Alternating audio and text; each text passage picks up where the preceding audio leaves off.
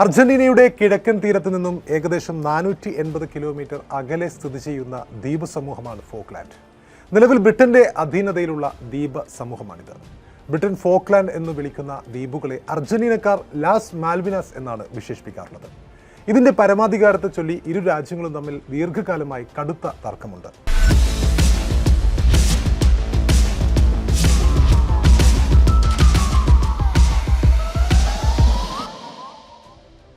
1982 മർഡോണയുടെ നൂറ്റാണ്ടിന്റെ ഗോളും ദൈവത്തിന്റെ കൈ ഗോളും പിറക്കുന്നതിനും 4 വർഷം മുമ്പ് അർജന്റീനൻ സൈന്യം ഈ ദ്വീപുകൾ ആക്രമിച്ചതിനെ തുടർന്ന് ഇരു രാജ്യങ്ങളും തമ്മിൽ 10 ആഴ്ച നീണ്ട യുദ്ധം നടന്നിരുന്നു. 1982 സ്പെയിനിൽ നടന്ന ലോകകപ്പിന്റെ സമയത്താണ് ഈ സംഘർഷമുണ്ടായത്. ടൂർണമെന്റിന്റെ ഉദ്ഘാടന മത്സരത്തിൽ അന്ന് ബെൽജിയം വേഴ്സസ് അർജന്റീന മത്സരം അത് സംപ്രേഷണം ചെയ്യാൻ ബ്രിട്ടീഷ് ടെലിവിഷൻ ചാനലുകൾ അന്ന് വിസമ്മതിച്ചിരുന്നു. ആ യുദ്ധത്തിൽ 649 അർജന്റീന സൈനികരും 255 ബ്രിട്ടീഷ് സൈനികരും കൊല്ലപ്പെടുകയുണ്ടായി. യുദ്ധത്തിനൊടുവിൽ ബ്രിട്ടൻ ഈ ദ്വീപുകളുടെ നിയന്ത്രണം തിരിച്ചുപിടിക്കുന്നു. എന്നാൽ 1816 സ്പെയിനിൽ നിന്നും സ്വാതന്ത്ര്യം നേടിയപ്പോൾ ഈ ദ്വീപുകൾ തങ്ങൾക്ക് ലഭിച്ചതാണെന്നും 1833 ബ്രിട്ടൻ ഇത് നിയമവിരുദ്ധമായി കൈക്കലാക്കിയതാണെന്നുമായിരുന്നു അർജന്റീനയുടെ എന്നുമുള്ള വാദം. അതായത് 19-ാം നൂറ്റാണ്ട് മുതൽ ഇരു രാജ്യങ്ങളും തമ്മിൽ ഈ ദ്വീപിന്റെ പരമാധികാരത്തെ ചൊല്ലി തർക്കമുണ്ട്. ഇത്രയും പറഞ്ഞതിന് കാരണമുണ്ട്. കളിക്ക് പുറത്തുള്ള രാഷ്ട്രീയമാണിത്. ചരിത്രപരമായ ഈ രാഷ്ട്രീയ വൈരാഗ്യമാണ് ഇപ്പോൾ ലോകകപ്പ് വേദിയിലും എത്തിയിരിക്കുന്നത്. കഴിഞ്ഞ മത്സരത്തിൽ ആദ്യ ഗോൾ വഴങ്ങിയ ശേഷം ലയണൽ മെസ്സിയുടെ 2 തകർപ്പൻ അസിസ്റ്റുകളിൽ എൻസോ ഫെർണാണ്ടസും ലൗട്ടാരോ മാർട്ടിനസും ഇവർ നേടിയ ഗോളുകളിലൂടെയാണ് അർജന്റീന ഇംഗ്ലണ്ടിനെ കീഴ്പ്പെടുത്തി ഫൈനലിലേക്ക് രാജകീയമായി മാർച്ച് നടത്തിയത്. എന്നാൽ ഈ മികച്ച വിജയത്തിന്റെ തിളക്കം കുറക്കുന്നതായി മാറി മത്സരശേഷമുള്ള അർജന്റീന താരങ്ങളുടെ രാഷ്ട്രീയ പ്രകടനം. ആ രാഷ്ട്രീയ പ്രകടനം ബ്രിട്ടൻ ഫോക്ലാൻഡ് എന്ന് വിളിക്കുന്ന അർജന്റീനക്കാർ ലാസ മാൽവിനാസ് എന്ന് വിളിക്കുന്ന ഈ ദ്വീപ സമൂഹങ്ങളെക്കുറിച്ചാണ്.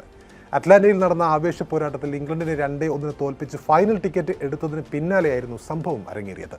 ഗാലറിയിൽ നിന്നും ആരാധകർ കൈമാറിയ രാഷ്ട്രീയ ബാനർ വാങ്ങിക്കൊണ്ട് അർജന്റീനൻ മിഡ്ഫീൽഡർ ജിയോവാനി ലോ സെൽസോയും ഡിഫൻഡർ നിക്കോളാസ് ഓട്ടമെൻഡിയും പരസ്യമായി മൈതാനത്ത് ഇത് പ്രദർശിപ്പിക്കുകയായിരുന്നു.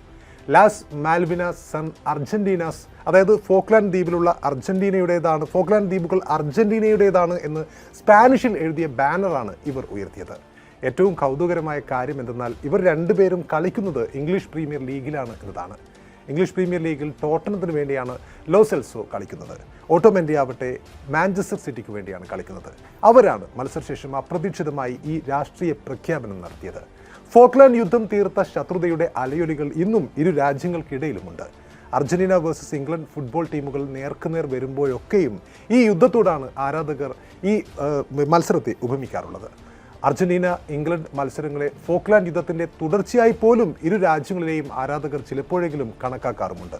എന്നാൽ ഫിഫയുടെ ഔദ്യോഗിക നിയമമനുസരിച്ച് മത്സരത്തിനിടയിലോ കളിക്ക് ശേഷമുള്ള ഔദ്യോഗിക സമയത്തോ രാഷ്ട്രീയപരമോ മതപരമോ വ്യക്തിപരമോ ആയ മുദ്രാവാക്യങ്ങളും ചിഹ്നങ്ങളും ഉപയോഗിക്കുന്നത് ഫിഫയും അതുപോലെ രാജ്യാന്തര ഫുട്ബോൾ അസോസിയേഷൻ ബോർഡും കർശനമായി വിലക്കിയിട്ടുണ്ട്. ഫിഫ നിയമത്തിൽ പറയുന്നത് കളിക്കാരുടെ ജേഴ്സിയിലോ മറ്റു വസ്തുക്കളിലോ രാഷ്ട്രീയവും മതപരവുമായതുമായ മുദ്രാവാക്യങ്ങളോ പ്രസ്താവനകളോ ചിത്രങ്ങളോ ഒന്നും ഉണ്ടാകാൻ പാടില്ല എന്നാണ്. ഈ നിയമം ലംഘിക്കുന്ന കളിക്കാർക്കെതിരെയോ അല്ലെങ്കിൽ ആ രാജ്യത്തിൻ്റെ ഫുട്ബോൾ അസോസിയേഷനെതിരെയോ ടൂർണമെൻറ്റ് സംഘാടകർക്കോ ഫിഫയ്ക്കോ ശക്തമായ അച്ചടക്ക നടപടികൾ സ്വീകരിക്കാം എന്നാണ് ഫിഫയുടെയും രാജ്യാന്തര ഫുട്ബോൾ അസോസിയേഷൻ ബോർഡിൻ്റെയും നിർദ്ദേശത്തിലുള്ളത്. ഈ നിയമം അക്ഷരാർത്ഥത്തിൽ ഫിഫ പാലിക്കുകയാണെങ്കിൽ ഈ നിയമപ്രകാരം വരാനിരിക്കുന്ന ഫൈനൽ മത്സരത്തിൽ ബാനർ ഉയർത്തിയ ഈ കളിക്കാർക്ക് വിലക്കോ അല്ലെങ്കിൽ കനത്ത പിഴയോ ഉൾപ്പെടെയുള്ള ശിക്ഷാ നടപടികൾ മുഴുവൻ അർജന്റീന ടീമും നേരിടേണ്ടി വന്നേക്കാം അവർ നടപടി എടുക്കുകയാണെങ്കിൽ. ഫൈനലിൽ സ്പെയിനെ നേരിടാൻ ലയണൽ സ്കലോണിയുടെ അർജന്റീന ഒരുങ്ങുന്നതിനിടെയാണ് ഈ വിവാദമുണ്ടായിരിക്കുന്നത്. ഫിഫയുടെ നടപടി എന്താകുമെന്നാണ് ഇപ്പോൾ കായിക ലോകം ഉറ്റുനോക്കിക്കൊണ്ടിരിക്കുന്നത്. ഈ വിഷയം കായിക ലോകത്ത് വലിയ നയതന്ത്ര ചർച്ചയായി മാറിയിരിക്കെ ഫിഫയെ വെല്ലുവിളിച്ചുകൊണ്ട് അർജന്റീന വൈസ് പ്രസിഡന്റ് വിക്ടോറിയ വില്ലാറുവൽ രംഗത്തെത്തിയത് വിവാദം ഒന്നുകൂടി കൊഴുപ്പിച്ചിട്ടുണ്ട്.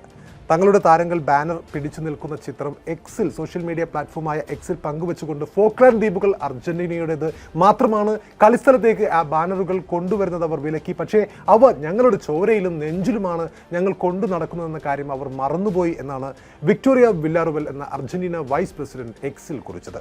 അപ്പോൾ ഈ വൈസ് പ്രസിഡന്റിന്റെ പ്രസ്താവന തീർച്ചയായും വലിയ വിവാദത്തിലേക്ക് നീങ്ങുമ്പോൾ അർജന്റീന വേഴ്സസ് ഇംഗ്ലണ്ട് നയതന്ത്ര ബന്ധവും ഏതാണ്ട് ഉലഞ്ഞ മട്ടാണ്.